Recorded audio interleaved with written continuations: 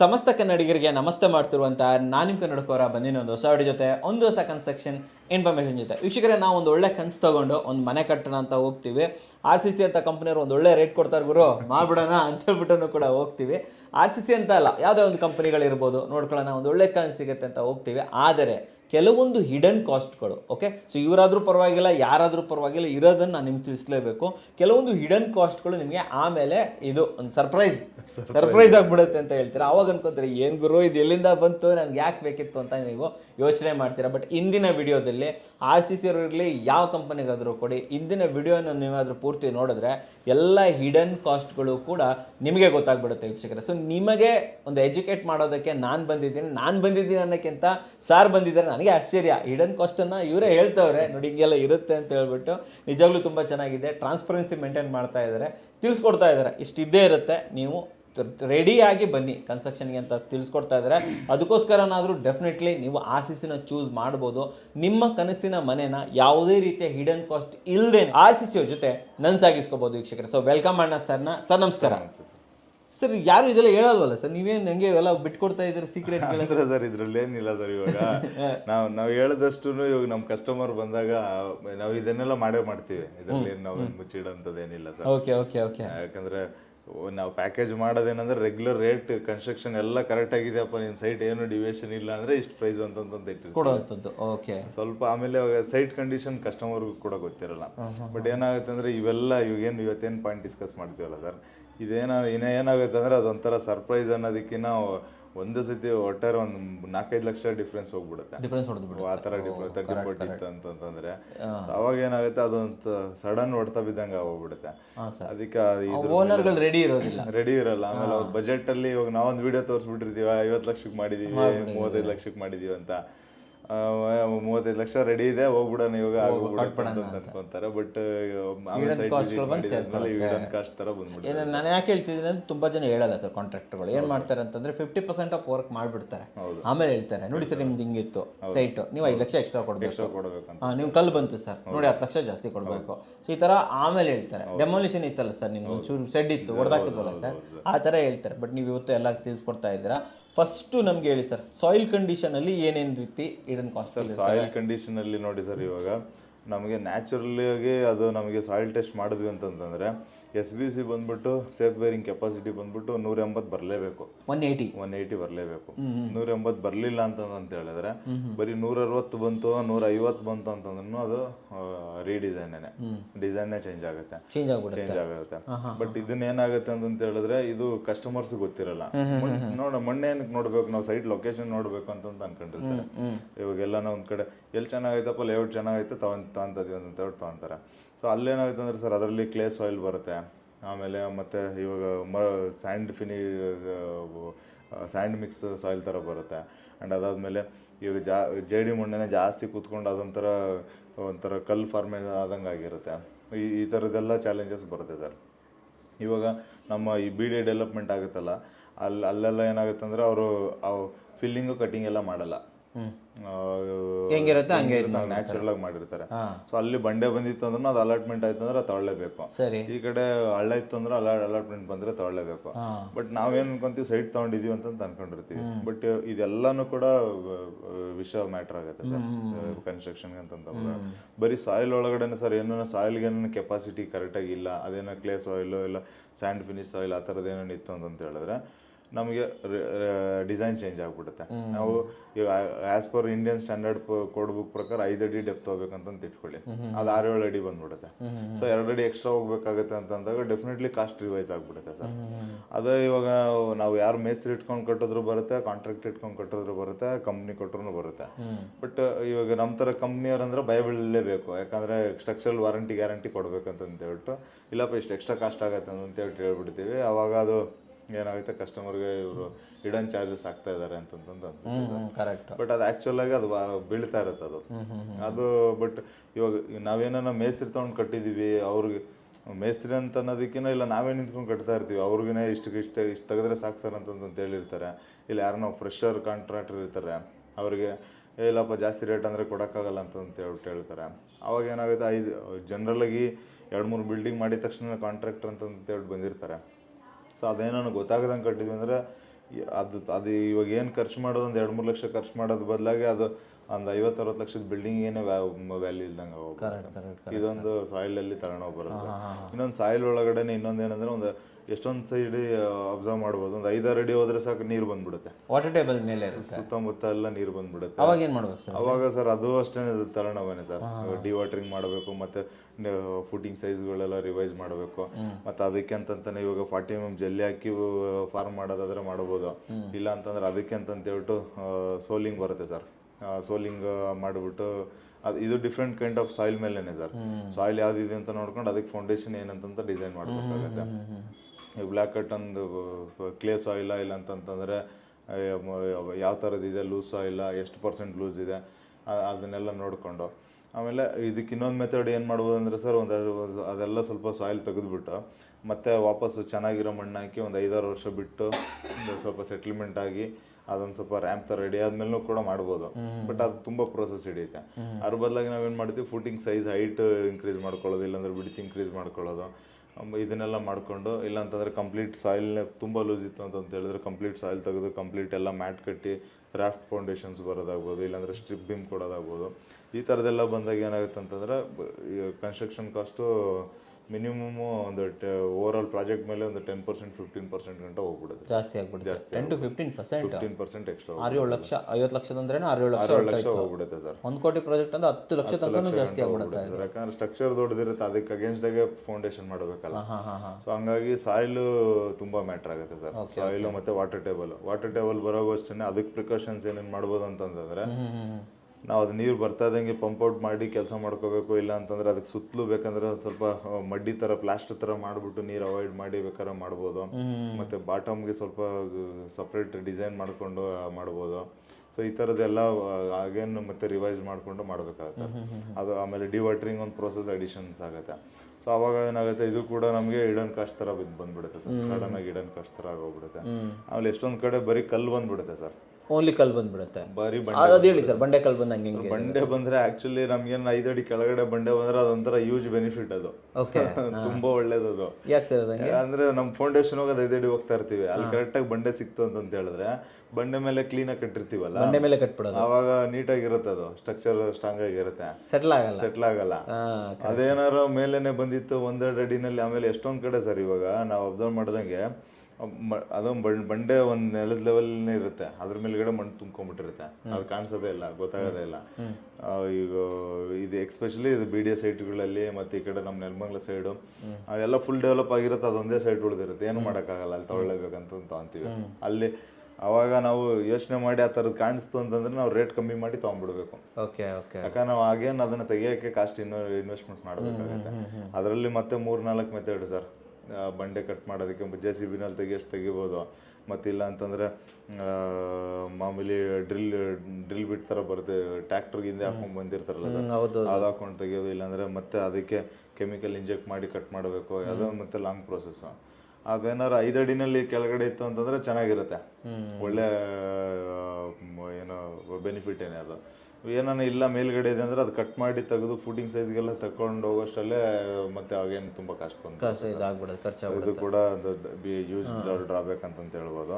And ಆಮೇಲೆ next ಬಂದ್ಬಿಟ್ಟು ಇವಾಗ ಎಷ್ಟೊಂದು ಸೈಡು ರೋಡ್ ಲೆವೆಲ್ಗಿನ್ನ ಡೌನ್ ಇರುತ್ತೆ ಸರ್, ಸೈಟ್ಗಳು ಕೆಳಗಡೆ ಇರುತ್ತೆ, ಸ್ಲ್ಯಾಂಟ್ ಇರುತ್ತಲ್ಲ ಸರ್, ಗುಡ್ಡಗಾಡು ಪ್ರದೇಶ ಥರ ಇರುತ್ತೆ, 2-3 ಅಡಿ ಡೌನ್ ಇರ್ತವೆ. ಹೌದು. ಅಲ್ಲೇನಾಗಂತಂದ್ರೆ ಅದೆಲ್ಲ ಮತ್ತೆ ಸೈಟ್ ಮೇಲಿಗೆ ಎತ್ಕೊಂಡ್ಬರ್ಬೇಕು ಸರ್.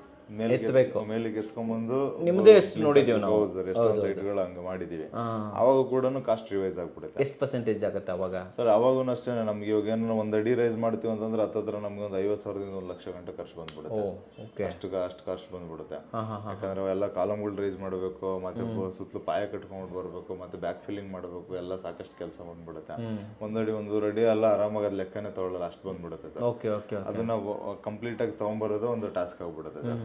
ಆಮೇಲೆ ನಾವೇನೋ ಅದು ಮಾಡ್ಲಿಲ್ಲ ಅಂತ ಇಟ್ಕೊಳ್ಳಿ, ಎಲ್ಲ ಡ್ರೈನೇಜ್ ನೀರೆಲ್ಲ ಒಳಗೆ ತುಂಬ್ಕೊಳ್ಳೋದು, ಮನೆ ಒಳಗಡೆ ಮಳೆ ನೀರೆಲ್ಲ ಒಳಗೆ ತುಂಬ್ಕೊಳ್ಳೋದು, ಎಲ್ಲ ಹೆಂಗೈತಂಗೆ ನ್ಯಾಚುರಲ್ ಇಂದಾನೆ ಕಟ್ತೀವಿ ಅಂತ ಹೇಳಿದ್ರೆ ಕರೆಕ್ಟ್. ಆಮೇಲೆ ಎಷ್ಟೊಂದ್ ಕಡೆ ಮೊನ್ನೆ ಒಂದು ಒಬ್ರು ಗ್ರೌಂಡ್ ಫ್ಲೋರ್ ಕಟ್ಟಿದ್ವಿ, ಅದ್ರ ಮೇಲ್ಗಡೆ ಕಟ್ಟಬೇಕಂತ ಹೇಳ್ಬಿಟ್ಟು ಒಬ್ರು ಕ್ಲೈಂಟ್ ಬಂದಿದ್ರು.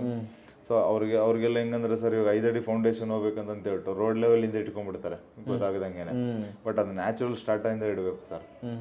ಈಗ ರೋಡ್ ಮೇಲಿರುತ್ತೆ, ಇಲ್ಲಿ ಸೈಟ್ ಇಲ್ಲಿರುತ್ತೆ, 5 ಅಡಿ ಫೌಂಡೇಶನ್ ಅಂದ್ರೆ ಈ ಲೆವೆಲ್ಗೆ ಹೆಂಗೋ ಪ್ಲಿಂತ್, ಇದ್ರ ಮೇಲೆ 1.5 ಅಡಿ ಪ್ಲಿಂತ್ ಹಾಕ್ತಿವಿ ಅಂತಂತೇಳಿ ಇದರಿಂದ ನಾವು ಇಲ್ಲಿ ಬರೋಷ್ಟಲ್ಲಿ 1 ಅಡಿ ಡೌನ್ ಇರುತ್ತೆ, ಇಲ್ಲಿಂದ ಬರೀ 4 ಅಡಿ ಹೋಗ್ಬಿಟ್ಟು ಫೌಂಡೇಶನ್ ಮಾಡಬಾರ್ದು ಅಂತೀರಾ. ಆ ಥರ ಮಾಡಿದ್ರೆ ಅದು 4 ಅಡಿನೇ ಹೋದಂಗೆ ಸರ್. ಸೊ ಅದನ್ನು ಕೂಡ ನಾವು ಕ್ಲೀನಾಗಿ ನೋಡ್ಕೋಬೇಕು.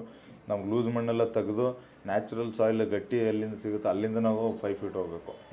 ಯಾಕಂದ್ರೆ ಖಾಲಿ ಸೈಟ್ಗಳಂದ್ರೆ ಇದೆಲ್ಲ ಮಣ್ಣು, ಅದಿದೆ ಪೇಪರ್ಸ್, ಅದೆಲ್ಲ ಬಿದ್ದು ಸ್ವಲ್ಪ ಹೈಟ್ ಆಗಿರುತ್ತೆ, ಅದೊಂದು 6 ಇಂಚು, ಅದನ್ನೆಲ್ಲ ಕ್ಲೀನ್ ಮಾಡಿ ನ್ಯಾಚುರಲ್ ಮಣ್ಣು ಬಂದ ಮೇಲಿಂದ ನಾವು 5 ಅಡಿ ಹೋಗ್ಬೇಕು. ಸೊ ಅದು ಆ ಥರದ್ದು ಏನೋ ಡೌನ್ ಇತ್ತು ಅಂತ ಹೇಳಿದ್ರೆ, ಜಾಸ್ತಿ ಡೌನ್ ಇತ್ತು ಅಂದರೆ ಸರ್ ನಾವು ಬೆನಿಫಿಟ್ ಅಂತಂದ್ರೆ ಒಂದು ಸೆಲ್ಲರ್ ಮಾಡ್ಕೊಂಡ್ಬಿಡ್ಬೋದು. ಇನ್ನೊಂದು 4-5 ಅಡಿ ಇಳಿಸ್ಬಿಟ್ಟು ಸೆಲ್ಲರ್ ಮಾಡ್ಕೊಂಡು ಪಾರ್ಕಿಂಗ್ ಎಲ್ಲ ಯೂಸ್ ಮಾಡ್ಬೋದು. ಇಲ್ಲ ನಾವು ಇಲ್ಲ ಬ್ಯಾಕ್ ಫಿಲ್ಲಿಂಗ್ ಮಾಡಿ ಇದು ಕಟ್ಬಿಡ್ತೀವಿ ಅಂತ ಹೇಳಿದ್ರೆ, ಅವಾಗ ಕೂಡ ಬ್ಯಾಕ್ ಫಿಲ್ಲಿಂಗ್ ಮಾಡ್ತೀವಿ ಅಂತಂದ್ರೆ ಮತ್ತೆ ಅದರಲ್ಲಿ ಇವಾಗ ಸುತ್ತಲೂ ಪಾಯ ಥರ ಕಟ್ಟಿ ಬ್ಯಾಕ್ ಫಿಲ್ಲಿಂಗ್ ಮಾಡ್ಬೋದು ಒಂದು. ಮತ್ತೆ ರಿಟೈನಿಂಗ್ ವಾಲ್ ಹಾಕಿ ಕಾಂಕ್ರೀಟಲ್ಲಿ ವಾಲ್ಸ್ ಮಾಡಿಬಿಟ್ಟು ಬ್ಯಾಕ್ ಫಿಲ್ಲಿಂಗ್ ಮಾಡ್ಬೋದು. ಸೊ ಆಮೇಲೆ ಅದಕ್ಕೆ ಲೇಯರ್ ಬೈ ಲೇಯರ್ ಸೆಟ್ಲ್ಮೆಂಟ್ ಹೋಗ್ಬೇಕು ಸರ್. ಅಂದರೆ ಒಂದು ಅಡಿನ 1.5 ಅಡಿನ ಮಣ್ಣು ತುಂಬಬೇಕು, ಮತ್ತು ಅದ್ರ ಮೇಲ್ಗಡೆ ಒಂದು ಅರ್ಥ ತರಬೇಕು, ಮೆಷಿನ್ ತಂದ್ಬಿಟ್ಟು ಕಾಂಪ್ಯಾಕ್ಟ್ ಮಾಡಬೇಕು, ಅದಾದ್ಮೇಲೆ ಮತ್ತೆ ನೀರು ಬಿಡಬೇಕು, ಮತ್ತೆ ಸೆಟ್ಲ್ಮೆಂಟ್ ಮಾಡಬೇಕು. ಇದೆಲ್ಲ ಪ್ರೋಸೆಸ್ ಸ್ವಲ್ಪ ಟೈಮ್ ಹಿಡಿಯುತ್ತೆ. ಇವೆಲ್ಲದಕ್ಕೆ ಇವೇನು ಮಾತಾಡ್ತಿದ್ದೀವಲ್ಲ ಸರ್, ಇವೆಲ್ಲದಕ್ಕೂ ಕಾಸ್ಟ್ ಜಾಸ್ತಿ ಆಗೋದ್ರ ಜೊತೆಗೆ ಟೈಮು 2 ತಿಂಗಳು ಮುಂದಕ್ಕೆ ಹೋಗ್ಬಿಡುತ್ತೆ. 2 ತಿಂಗಳ? ಹಾಂ ಸರ್, 1 ವರ್ಷ 2 ತಿಂಗಳು ಆಗೋಗ್ಬಿಡುತ್ತೆ, ಅಷ್ಟು ಟೈಮ್ ತೊಗೊಂಡ್ಬಿಡುತ್ತೆ. ಸೊ ಅವಾಗ ಕೂಡ ಡಿವೇಟ್ ಆಗುತ್ತೆ ಸರ್. ಸೊ ಸೈಡ್ ಡೌನ್ ಇತ್ತು ಅಂತ ಹೇಳಿದ್ರೆ, ಹೈಟ್ ಇದ್ರೆ ಬೇಕಾದ್ರೆ ಏನೋ ಮ್ಯಾನೇಜ್ ಮಾಡ್ಬೋದು, ಸ್ವಲ್ಪ ಟ್ರಿಮ್ ಮಾಡಿ ಏನೋ ಜಾಸ್ತಿ ಕಾಸ್ಟ್ ಬರಲ್ಲ. ಸೊ ಡೌನ್ ಇತ್ತು ಅಂತಂದಾಗ ಆಮೇಲೆ ಮಣ್ಣು ಕೂಡ ಸಾಕಾಗಲ್ಲ, ಮಣ್ಣು ಕೂಡ ಆಚೆಯಿಂದ ತರಬೇಕು, ಮತ್ತೆ ಎಕ್ಸ್ಟ್ರಾ ವಾಪಸ್ ತುಂಬ್ಕೊಳ್ಳೋಕ್ಕೆ. ಇವೆಲ್ಲ ಎಕ್ಸ್ಟ್ರಾ ಕಾಸ್ಟ್ಗಳು ಬಂದ್ಬಿಡುತ್ತೆ. ಅಂಡ್ ಅದಾದ್ಮೇಲೆ ಇವಾಗ ನೋಡಿ, ಖಾಲಿ ಸೈಟ್ ಇತ್ತು ಅಂತ ಇಟ್ಕೊಳ್ಳಿ, ಖಾಲಿ ಸೈಟ್ ಪಕ್ಕದಲ್ಲೆಲ್ಲ ಇತ್ತು ಅಂದರೆ ಮಣ್ಣು ಎಕ್ಸ್ಪೋರ್ಟ್ ಮಾಡೋದೆಲ್ಲ ಪಕ್ಕದಲ್ಲಿ ಇಟ್ಟಿರ್ತೀವಿ, ಮತ್ತು ವಾಪಸ್ ತುಂಬ್ಕೊಂಡ್ಬಿಡ್ತೀವಿ, ಅಲ್ಲಿಗೆ ಸರಿ ಹೋಗುತ್ತೆ. ಏನನ್ನ ನಾವು ಬಿಲ್ಡಿಂಗ್ ರೈಸ್ ಮಾಡ್ಕೊಂಡ್ಬಿಟ್ಟು ಬರ್ತೀವಿ ಅಂದರೆ ಮತ್ತೆ ಮಣ್ಣು ಅಡಿಷನಾಗಿ ತೊಗೋಬೇಕಾಗುತ್ತೆ. ಆಮೇಲೆ ಅದು ಕೂಡ ಚೆನ್ನಾಗಿರೋದು ನೋಡ್ಕೊಂಡ್ಬಿಟ್ಟು ತರಬೇಕು. ಬಿಲ್ಡಿಂಗ್ ವೇಸ್ಟೇಜು ಮತ್ತು ಈ ವೈಟ್ ಕಲರ್ ಸಾಯಿಲ್ ಅದೆಲ್ಲ ಏನು ಹಾಕಂಗಿಲ್ಲ, ಕ್ಲೀನಾಗಿರೋ ಸಾಯಿಲ್ ತಂದು ಅದು ಕಾಂಪ್ಯಾಕ್ಟ್ ಆಗೋಂಥದ್ದನ್ನೇ ಹುಡ್ಕಾಡ್ಕೊಂಡು ತೊಗೊಂಬರ್ಬೇಕು. ಸೊ ಅದೊಂದು ತಗೊಂಡೋಗ್ಬಿಡುತ್ತೆ. ಆಮೇಲೆ ಈ ಚಿಕ್ಕ ಸೈಟ್ಗಳು ತೊಗೊಂತಾರೆ ನೋಡಿ ಸರ್, ನ್ಯಾರೋ ಉದ್ದಕ್ಕಿರೋವು, ಈಗ 20-40 ಆಮೇಲೆ 15-40 ತಗೊಳ್ಳೋದು, 30-40 ಡಿವೈಡ್ ಮಾಡಿಬಿಡ್ತಾರಲ್ಲ, ಅವು ಕಾಸ್ಟ್ ಜಾಸ್ತಿ ಬಂದ್ಬಿಡ್ತದೆ ಸರ್ ಕನ್ಸ್ಟ್ರಕ್ಷನ್ಗೆ. ಚಿಕ್ಕದಲ್ವ ಸರ್ ಅದು? ಚಿಕ್ಕದಂದ್ರೆ ಸರ್, ಇವಾಗ ಅದಕ್ಕೆ ಸ್ಟ್ರಕ್ಚರ್ ಡಿಸೈನ್ ಚೇಂಜ್ ಆಗಿಬಿಡುತ್ತೆ ಸರ್ ಕಂಪ್ಲೀಟ್ಲಿ. ಯಾಕಂದ್ರೆ ಇವಾಗ ಕಾಲಮ್ ಔಟ್ರ್ ಟು ಔಟ್ರ್ ಬಂದ್ಬಿಡ್ತವೆ, 15 ಅಡಿನಲ್ಲಿ ಆಚೆಯಿಂದ ಆಚೆಗೆ ಬಂದ್ಬಿಡ್ತವೆ ಎಲ್ಲ ಕಾಲಮ್ಗಳು. ನಮಗೆ ನಾವು ಎಕ್ಸೆಂಟ್ರಿಕ್ ಫುಟಿಂಗ್ ಅಂತೇಳಿ ಲಾಸ್ಟ್ ಒಂದು ವಿಡಿಯೋ ಮಾಡಿದ್ವಲ್ಲ, ಆ ಥರ ಬಂದ್ಬಿಡುತ್ತೆ.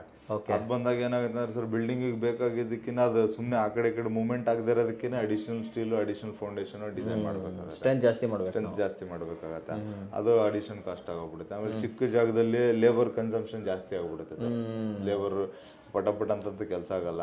ಆಮೇಲೆ ಮೆಟೀರಿಯಲ್ ಅಲ್ಲೇ ಹಾಕೊಳ್ಳೋಕೆ ಜಾಗ ಇರಲ್ಲ. ಆಮೇಲೆ ಅಂಟಿಸಿ ಕಟ್ತಾ ಇರಬೇಕು ಒಂದು ಕಡೆ, ಎಲ್ಲಾದರೂ ಫಾಸ್ಟಾಗಿ ಕೆಲಸ ಆಗಲ್ಲ. ಆಮೇಲೆ ಕ್ವಾಲಿಟಿನೂ ಬರಲ್ಲ ನೀಟಾಗಿ. ಸೊ ಅವಾಗ ಏನಾಗುತ್ತೆ, ಆ ಚಿಕ್ಕ ಕೆಲಸಗಳು ತುಂಬ ಹೊಡೆದಾಡೋದು ಏನಕ್ಕಪ್ಪ ಅಂತ ಹೇಳ್ಬಿಟ್ಟು ಜನಗಳು ಜಾಸ್ತಿ ಒಪ್ಕೊಳ್ಳಲ್ಲ ಅದನ್ನು. ಕಾಂಟ್ರಾಕ್ಟರ್ಗಳೆಲ್ಲ 1 ತಿಂಗಳು ಪರವಾಗಿಲ್ಲಪ್ಪ, ಮನೆಗಳಿದ್ರು ಪರವಾಗಿಲ್ಲ, ಇವತ್ತು 15-40 ಮಾಡ್ಕೊಂಡು ಒದ್ದಾಡೋ ಬದಲಾಗಿ ಒಂದು 30-40 ಬಂತು ಅಂದರೆ, 1 ತಿಂಗಳು ಬಿಟ್ಟು ಬಂತು ಅಂದ್ರೂ ಪರವಾಗಿಲ್ಲ, ಒಂದು ಸ್ವಲ್ಪ ಏನೋ ಪ್ರಾಫಿಟ್ ನೋಡ್ಬೋದು. ಇದು 15-40 ಹಿಂಗೆ ಉದ್ದಕ್ಕೆ ರೂಫ್ ಹಾಕ್ಬಿಟ್ಟು 1 ತಿಂಗಳೆಲ್ಲ ಕೆಲಸ ಮಾಡಿ 6 ಚದರ ರೂಫ್ ಹಾಕೋಕ್ಕಾಗಲ್ಲ. 6 ಚದರ ರೂಫ್ ಹಾಕೋರು ಒಂದು 10-20 ಸಾವಿರ ಉಳಿಯಲ್ಲ, ಏನಕ್ಕೆ ಮಾಡಬೇಕು ಅಂತ ಹೇಳ್ಬಿಟ್ಟು ಸ್ವಲ್ಪ ಅವಾಯ್ಡ್ ಮಾಡಿಬಿಡ್ತಾರೆ. ಅವಾಗ ಏನು ಮಾಡೋಕ್ಕಾಗಲ್ಲ, ಫ್ಯಾನ್ಸಿ ರೇಟ್ ಕೊಟ್ಬಿಟ್ಟು ಅವ್ರು ಕೇಳಿದ ರೇಟ್ ಕೊಟ್ಬಿಟ್ಟು ಮಾಡಬೇಕು. ಕನ್ಸ್ಟ್ರಕ್ಷನ್ ಬಂದೇ ಬರುತ್ತೆ, ಕನ್ಸ್ಟ್ರಕ್ಷನ್ ಜಾಸ್ತಿ ಆಗ್ಬಿಡುತ್ತೆ ಸರ್. ಈಗ ನೀವು ನ್ಯಾರೋ ಬಿಲ್ಡಿಂಗ್ ಅಂದ್ರಲ್ಲ, ನ್ಯಾರೋ ರೋಡು ಇರುತ್ತೆ, ಕೆಲವು ರೋಡ್ಗೂ ಅದೇ ಸರ್. ನೆಕ್ಸ್ಟ್ ಅದಕ್ಕೇನಾದ್ರೂ ಇದೆಯಾ? ರೋಡ್ಗೂ ಕಾಸ್ಟ್ ಜಾಸ್ತಿ ಆಗ್ಬಿಡುತ್ತೆ ಸರ್. ಯಾಕಂದ್ರೆ ನೋಡಿ, ನಮಗೆ ರೋಡ್ ಮುಂದೆ ಸ್ವಲ್ಪ ದೊಡ್ಡದಾಗಿದೆ ಅಂತ ಇಟ್ಕೊಳ್ಳಿ, ಮೆಟೀರಿಯಲ್ ಎಲ್ಲ ಅಲ್ಲಿ ಡಂಪ್ ಮಾಡ್ಕೊಂಡು ಟಕ್ ಅಂತ ಕೆಲಸ ಮಾಡ್ಬೋದು. ಈಗ ರೋಡ್ ಫುಲ್ ಚಿಕ್ಕದಿದೆ ಅಂತಂದ್ರೆ, ಇವಾಗ ನಮ್ಗೆ ಟನ್ನೇಜ್ ಅಲ್ಲಿ ತಗೊಂಡ್ರೆ ವರ್ಕೌಟ್ ಆಗುತ್ತೆ. ಈಗ ಸ್ಯಾಂಡ್ ಇರ್ಬೋದು, ಜಲ್ಲಿ ಇರ್ಬೋದು, ಬ್ಲಾಕ್ಸ್ ಇರ್ಬೋದು. ಇವಾಗ ಏನಾದ್ರು ಅದನ್ನೆಲ್ಲ ಚಿಕ್ಕ ಲೋಡ್ ತರ್ಬೇಕಂತ ಇಟ್ಕೊಳ್ಳಿ, ಟ್ರ್ಯಾಕ್ಟರ್ ತರ ಇಲ್ಲ, ಚಿಕ್ಕದೊಂದು ಟ್ರಕ್ ಬರುತ್ತೆ, ಟ್ರ್ಯಾಕ್ಟರ್ಗಿನ ಸ್ವಲ್ಪ ದೊಡ್ಡದು, ಅದರಲ್ಲೆಲ್ಲ ಓಡಿಸ್ಕೋಬೇಕು ಅಂತಂತಂದ್ರೆ ಅವಾಗ ಅದೆಲ್ಲ ಟನ್ನೇಜಲ್ಲಿ ಬರಲ್ಲ, ಅವೆಲ್ಲ ಲೋಡ್ ಲೆಕ್ಕ. ಅವಾಗ ಅವಾಗ ಟನ್ನೇಜಲ್ಲಿ ಬರೋದು ಒಂದು ಸ್ಯಾಂಡ್ ಒಂದು 750 ರೂಪಾಯಿ ಅಂತ ಇಟ್ಕೊಳ್ಳಿ. ಅದೇ ಈ ಚಿಕ್ಕ ಟ್ರಕ್ ಅಲ್ಲಿ ತಂದ್ರೆ ಅದು 1200 ರೂಪಾಯಿಗೆ ಹೋಗ್ಬಿಡುತ್ತೆ. ಹೌದಾ? ಅಷ್ಟು ಡಿಫ್ರೆನ್ಸ್ ಬಂದ್ಬಿಡುತ್ತೆ. ತುಂಬಾನೇ ಡಿಫ್ರೆನ್ಸ್. ಅಂದ್ರೆ ಇದ್ರಲ್ಲಿ ಬರೋದೇ ಹಾರ್ಡ್ಲಿ ಒಂದು ಟೆಂಪೋ ಒಳಗಡೆ ಒಂದು 6-7 ಲೋಡ್ 6-7 ಟನ್ ಬರುತ್ತೆ ಅಂತ ಇಟ್ಕೊಳ್ಳಿ ಸರ್. 6-7 ಟನ್ಗೆ 12,000 13,000 ಚಾರ್ಜ್ ಮಾಡ್ಬಿಡ್ತಾರೆ. ಸಿಕ್ಕಾಪಟ್ಟೆ ಕಾಸ್ಟ್ಲಿ ಆಗುತ್ತೆ. ಅವಾಗ ಇದೇನಾಗುತ್ತೆ, ಓನರ್ಸ್ಗಳು ಗೊತ್ತಾಗಲ್ಲ, ಏನ್ ಅದೇ ಸಂಡೆ ಕಟ್ತಾವ್ರು, ಇವ್ರೇನ್ ಬೇರೆ ತಂದು ಕಟ್ತಾರೆ, ಬೇರೆ ಆಗ್ತಾ ಇದಾರ, ಅದಕ್ಕೆ ಯಾಕೆ ಇಷ್ಟೊಂದು ಇದು ಮಾಡ್ತಾ ಇದಾರೆ, ಯಾಕೆ ಹಿಂಗ್ ಮಾಡ್ತಾರೆ ಅಂತಂತ ಅನ್ಕೊಂತಾರೆ. ಆಮೇಲೆ ಏನನ್ಸುತ್ತೆ, ಈಗ ಈ ಕಡೆ ಇವ್ರಿಗೂ ವರ್ಕೌಟ್ ಆಗ್ತಿರಲ್ಲ. ನಾವು ಕಂಪ್ನಿಯವ್ರು ಅಷ್ಟು ಅಂತಂತಲ್ಲ, ಇವಾಗ ಲೋಕಲ್ ಕಾಂಟ್ರಾಕ್ಟರ್ ಆದ್ರೂ ಅವ್ರಿಗೂ ವರ್ಕೌಟ್ ಆಗ್ತಿರಲ್ಲ. ಆಮೇಲೆ ಅಲ್ಲೂ ಕೂಡ ಕ್ವಾಲಿಟಿ ಹಾಳಾಗತ್ತೆ. ಹೆಂಗೆ ಅಂತಂದ್ರೆ ಚಿಕ್ಕದ್ರಲ್ಲಿ ಬಂದ್ರೆ ಎಲ್ಲ ಅವೆಲ್ಲ ಏನಂತಂದ್ರೆ ಸರ್, ಅಲ್ಲಿ ಡಂಪ್ ಯಾರ್ಡ್ ಇರ್ತಾವ, ಅವರು ಮೆಟೀರಿಯಲ್ ಸ್ಟೋರೇಜ್ ಇಲ್ಲಿ ಏರಿಯಾಗಳು, ಅಲ್ಲಿ ಸ್ಟೋರ್ ಮಾಡ್ಕೊಂಡು ಆಮೇಲೆ ಅಲ್ಲಿಂದ ಮತ್ತೆ ರೀಲೋಡ್ ಆಗ್ತಾ ಇರ್ತಾರೆ. ಅಲ್ಲಿಂದ 10 ವೀಲಲ್ಲಿ ಬಂದು ಇಲ್ಲಿ ಹಾಕಿರ್ತಾರೆ, ಇಲ್ಲಿಂದ ಚಿಕ್ಕದ ಪಾರ್ಟ್ ಬೈ ಪಾರ್ಟ್ ಕಳಿಸ್ತಾ ಇರ್ತಾರೆ. ಸೊ ಅವಾಗ ಏನಾಗುತ್ತೆ, ಅವ್ರಿಗೂ ಮೆಟೀರಿಯಲ್ ಸಪ್ಲೈಯರ್ಗೆ 2 ಟ್ರಾನ್ಸ್ಪೋರ್ಟ್ ಆದಂಗೆ. ಆಮೇಲೆ ಅದು ಚೆನ್ನಾಗಿರೋದು ಇಲ್ದೇ ಇರೋದು ಎಲ್ಲ ಮಿಕ್ಸ್ ಆಗ್ಬಿಡುತ್ತೆ, ಮಿಕ್ಸ್ ಅಪ್ ಆಗ್ತಾ ಇರುತ್ತೆ. ಅದು M sand, P sand, M sand, concrete sand ಎಲ್ಲ ಸ್ವಲ್ಪ ಮಿಕ್ಸಪ್ ಆಗ್ತಾ ಇರುತ್ತೆ. ಆಮೇಲೆ ಫ್ರೆಶ್ ಅಂತ ಅನ್ಸಲ್ಲ ಮೆಟೀರಿಯಲ್, ಅದೆಲ್ಲ ಹೆಡ್ಡಾಕ್ ಬರುತ್ತೆ. ಆಮೇಲೆ ನ್ಯಾರೋ ಸೈಟ್ಗಳಲ್ಲಿ ಸ್ಟೋರೇಜ್ ಇಲ್ಲದೆ ಇರೋದ್ರಿಂದ ದೂರ ಎಲ್ಲೋ ಒಂದ್ ಕಡೆ ಹಾಕ್ಬೇಕು, ಅಲ್ಲಿಂದ ಮತ್ತೆ ಲೇಬರ್ ಹಾಕ್ಬಿಟ್ಟು ತಗೊಂಬಂದ್ಬಿಟ್ಟು ಬಿಲ್ಡಿಂಗ್ ಕೆಲಸ ಮಾಡಬೇಕು, ಲೇಬರ್ ಕನ್ಸಂಪ್ಷನ್ ಜಾಸ್ತಿ ಆಗೋಗ್ಬಿಡುತ್ತೆ. ಅಂಡ್ ಆಮೇಲೆ ಆ ಥರ ದೂರ ಮೆಟೀರಿಯಲ್ ಸ್ಟೋರೇಜ್ ಇದೆ ಅಂತ ಹೇಳಿದ್ರೆ ಪ್ರತಿಯೊಬ್ಬರಿಗೂ ಜಾಸ್ತಿ ಕೊಡಬೇಕಾಗತ್ತೆ. ಲೇಬರ್ಗೆ ಪೇಂಟರ್ ಬರಲಿ, ಮತ್ತು ಎಲೆಕ್ಟ್ರಿಷಿಯನ್, ಪ್ಲಂಬರು, ಕಾಂಕ್ರೀಟ್ ಹಾಕೋರು ಇರ್ಬೋದು, ಮತ್ತು ಶಟ್ರಿಂಗ್ ಹೊಡೆಯೋರು ಇರ್ಬೋದು, ಎಲ್ಲದಕ್ಕೂ ಏನಂದ್ರೆ ಎಲ್ಲ ಈಸಿ ಕೆಲಸ ನೋಡ್ತಾರೆ ಸರ್. ಈಸಿ ಇರಬೇಕು, ಕ್ವಾಂಟಿಟಿ ಜಾಸ್ತಿ ಇರಬೇಕು, ಹಂಗಿದ್ದಾಗ ಅದು ಮಾಡ್ಬೇಕಂತಂದು ನೋಡ್ತಾರೆ. ಆಮೇಲೆ ಈ ಥರ ಚಿಕ್ಕದಕ್ಕೆ ಜಾಸ್ತಿ ಪ್ರೊಫೆಷ್ನಲ್ ವರ್ಕ್ ಮಾಡೋರು ಸಿಗಲ್ಲ. ಯಾಕಂದ್ರೆ ಅವರೆಲ್ಲ ಸ್ವಲ್ಪ ಚೆನ್ನಾಗಿ ಕೆಲಸ ಗೊತ್ತಿರುತ್ತಲ್ಲ, ಏನು ಮಾಡ್ತಾರೆ, ಇಲ್ಲಪ್ಪ ಇದ್ರ ಬದಲು ದೊಡ್ಡ ಕೆಲಸ ಅದನ್ನು ನೋಡೋಣ ಅಂತಂದು ಸುಮ್ಮನಾಗ್ತಾರೆ. ಇಂಥವ್ರಿಗೆಲ್ಲ ಬಂದು ಸಿಗಾಕೊಳ್ಳೋದು ಎಂಥವ್ರು ಅಂತಂದ್ರೆ ಅರ್ಧ ಕೆಲಸ ಗೊತ್ತಿರೋರು. ಈಗ 15-40, 20-30 ಆ ಥರದ್ದೆಲ್ಲ ಮಾಡೋರು. ನಾವು ಅದೇ ಇದೊಂದೇ ರೀಸನ್ಗೆ 20-30ನೆಲ್ಲ ಅವಾಯ್ಡ್ ಮಾಡ್ತಾ ಇಲ್ಲ ಸರ್. ಯಾಕಂದ್ರೆ ಇದೆಲ್ಲ ಸ್ವಲ್ಪ ಮಾರ್ಕೆಟಲ್ಲಿ ಇದೊಂದು ಗ್ಯಾಪ್ ಐತೆ ಅಂತಂತಾನೆ. ಇವ್ರಿಗೆಲ್ಲ ಏನಾಗುತ್ತೆ ಅಂತಂದ್ರೆ ವೆರಿ ಫ್ರೆಷರ್ಸ್ ಸಿಕ್ಬಿಡ್ತಾರೆ, ಕಾಂಟ್ರಾಕ್ಟರ್ ಆಗ್ಬೋದು. ಯಾಕಂದ್ರೆ ನಾವು ಇವಾಗ ನಂದೇ 20-30 ಇಲ್ಲ 15-40 ಸೈಟ್ ಇದೆ ಅಂತ ಇಟ್ಕೊಳ್ಳಿ. ಮಾರ್ಕೆಟಲ್ಲಿ ಎಷ್ಟಿದೆಪ್ಪ ಚದರ, ಒಂದು 2 ಲಕ್ಷ ಆಯ್ತು ಅಂತ ಅನ್ಕೊಂತೀನಿ ಅಂತ ಇಟ್ಕೊಳ್ಳಿ. ಯಾರೋ ನಮ್ಮ ಫ್ರೆಂಡ್ ಕಟ್ಟಿದ್ದಾನೆ, ಒಂದು 30-40 ಕಟ್ಟಿರ್ತಾನೆ, ನಾನು ಅದು ಯೋಚನೆ ಮಾಡಲ್ಲ. ಒಂದು 2 ಲಕ್ಷ ಅಂದರೆ ನಂದು 2 ಲಕ್ಷ ಆಗುತ್ತೆ ಅಂತ ಅನ್ಕೊಂಡು 2 ಲಕ್ಷ ಅಂತಂತಾನೆ ನೋಡ್ತಾ ಇರ್ತೀನಿ. ಒಂದು 2-3 ಕಂಪ್ನಿ ಓಡಾಡ್ತೀನಿ, ಎಲ್ಲ ಜಾಸ್ತಿ ಆಗುತ್ತೆ ಹಂಗೆ ಹಿಂಗೆ ಅಂತ ಹೇಳ್ತಾರೆ, ಎಲ್ಲ ಮಾಡಲ್ಲ ಅಂತ ಹೇಳ್ಬಿಡ್ತಾರೆ. ಒಬ್ಬ ಸಿಗ್ತಾನೆ, ಅವ್ನು 2 ಲಕ್ಷಕ್ಕೆ ನಮ್ಮ ಫ್ರೆಂಡ್ ಮನೆ ಮಾಡಿದಾನಪ್ಪ, ನೀನು ಮಾಡ್ತೀನಿ ಅಂದ್ರೆ ಹ್ಞೂ ಅಂತಂತಾನೆ, ಇನ್ನೊಂದು 10,000 ಕಮ್ಮಿ ಮಾಡಂದ್ರೆ ಮಾಡಿಬಿಡ್ತಾನೆ. ಸೊ ಅವ್ನು ವರ್ಕೌಟ್ ಆಗಲ್ಲ, ಇದೆಲ್ಲ ತಲೆನೋವುಗಳು ಬರ್ತಾ ಇರುತ್ತಲ್ಲ, ಅವಾಗ ಏನು ಮಾಡ್ತಾನೆ, ಮಧ್ಯದ ಕೈ ಕೊಟ್ಬಿಡ್ತಾನೆ. ಅವಾಗ ಅದು ಡಬಲ್ ರೇಟ್ ಆಗೋಗ್ಬಿಡುತ್ತೆ ಸರ್. ನೀವು ಆಮೇಲೆ ಇನ್ನೇನು ನ್ಯಾಯ ಪಂಚಾಯ್ತಿನೇ, ನೀನು ಸರಿ ನಾನು ಸರಿ, ನೀನು ಕೊಟ್ಟಿದ್ದು ಖರ್ಚು ಸರಿ ಹೋಗೋಯ್ತು ಅಂತ ಹೇಳ್ಬಿಟ್ಟು ಅದು ಕಾಮನ್ ಆಗಿ ಬಂದ್ಬಿಡುತ್ತೆ. ಇವಾಗ ನಾವಾದ್ರೂ ನಮ್ಮ ಪರನೇ ಮಾತಾಡ್ತೀವಿ, ಓನರ್ ಪರನೇ ಮಾತಾಡ್ತಾರೆ. ಇದು ಆದಾಗ ಏನಾಗುತ್ತೆ, ಅದು ಕಾನ್ಫ್ಲಿಕ್ಟ್ ಆಗಿ ಕನ್ಸ್ಟ್ರಕ್ಷನ್ ಕಾಸ್ಟ್ ಹೈ ಹೋಗ್ಬಿಡುತ್ತೆ. ಅದು ಯಾಕನ ಕೈ ಹಾಕಿದ್ವು ಅನ್ನಂಗೆ ಆಗೋಗ್ಬಿಡುತ್ತೆ. ಆಮೇಲೆ ಇನ್ನೊಂದೇನಂತಂದ್ರೆ ಡೆಮೊಲಿಷನ್. ಇವಾಗ ಹಳೆ ಬಿಲ್ಡಿಂಗ್ ಇರೋದನ್ನ ತೊಗೊಂಡ್ಬಿಟ್ಟಿರ್ತೀವಿ, ಯಾವುದೋ ಒಂದು ಮನೆ ಇರೋದನ್ನ ತೊಗೊಂಡ್ಬಿಟ್ಟಿರ್ತೀವಿ. ಅಲ್ಲಿ ನಾವೇನು ಅನ್ಕೊಂತೀವಿ ಅಂತ ಹೇಳಿದ್ರೆ, ಜಸ್ಟ್ ಅದೊಂದು ಬಿಲ್ಡಿಂಗ್ ಮೇಲ್ಗಡೆ ಒಂದು ಡೆಮೊಲಿಷನ್ ಮಾಡ್ಕೊಂಡ್ರೆ ಆಗೋಯ್ತು ಅಂತ ಅನ್ಕೊಂತೀವಿ. ಸೊ ಕೆಲವೊಬ್ರು ಏನು ಮಾಡ್ತಾರೆ, ನೀವು ಜಸ್ಟ್ ಸ್ಟಾರ್ಟಿಂಗಲ್ಲಿ ಹೇಳ್ದಂಗೆ ಕನ್ಸ್ಟ್ರಕ್ಷನ್ ನಾನು ಕೊಟ್ಬಿಡಿ, ಡೆಮೊಲಿಷನ್ ಎಲ್ಲ ನಾನೇ ಮಾಡ್ತೀನಿ ಅಂತ ಹೇಳ್ಬಿಡುತ್ತೆ. ಆ ಡೆಮೊಲಿಷನ್ ಮಾಡಿ ಆ ಪಾಯಗಳೆಲ್ಲ ಕ್ಲೀನಾಗಿ ಕಿತ್ತಿ ಅದು ಕರೆಕ್ಟಾಗಿ ನಮಗೆ ಬೇಕಾಗಿರೋ ಥರ ಮ್ಯಾಟ್ ಕುಂತ್ಕೋಬೇಕು, ಅಲ್ಲಿ ಎಕ್ಸ್ಕವೇಷನ್ ಆಗಬೇಕು, ಆ ಥರದ್ದೆಲ್ಲ ಪ್ರೊಸೆಸ್ ಮಾಡೋತ್ತಿಗೆ ಅವನಿಗೆ ಎಕ್ಸ್ಕವೇಷನ್ ಒಂದು 30,000 ರೂಪಾಯಿ ಕೊಟ್ಟರೆ 30-40 ಸೈಟ್ಗೆ ಹೆವಿ ಆಗೋಯ್ತು ಸರ್. ಎಕ್ಸ್ಕವೇಷನ್ ಮಾಡಿ ಬ್ಯಾಕ್ ಫಿಲ್ಲಿಂಗ್ ಎಲ್ಲ ಮಾಡ್ಕೊಟ್ಬಿಡ್ತಾನೆ JCB. ಅವನಿಗೆ ಒಂದು 7-8 ಅವರ್ ವರ್ಕ್ ಮಾಡೋದಂದ್ರೆ ಮುಗ್ದೋಗ್ಬಿಡುತ್ತೆ. ಬಟ್ ಇದೇನಾಗುತ್ತೆ, ಡೆಮೊಲಿಷನ್ ಹೊಡೆದಿರೋದು ತುಂಬಿ ಎತ್ಕೊಂಡು ಹೋಗ್ಬೇಕು, ಅದನ್ನು ಖಾಲಿ ಮಾಡಬೇಕು, ಆಮೇಲೆ ಪಾಯಗಳೆಲ್ಲ ತೆಗೆದಾಕ್ಬೇಕು. ಇವೇನಾಗುತ್ತೆ, ಸಿಕ್ಕಾಪಟ್ಟೆ ಕೆಲಸ ಬಂದ್ಬಿಡುತ್ತೆ.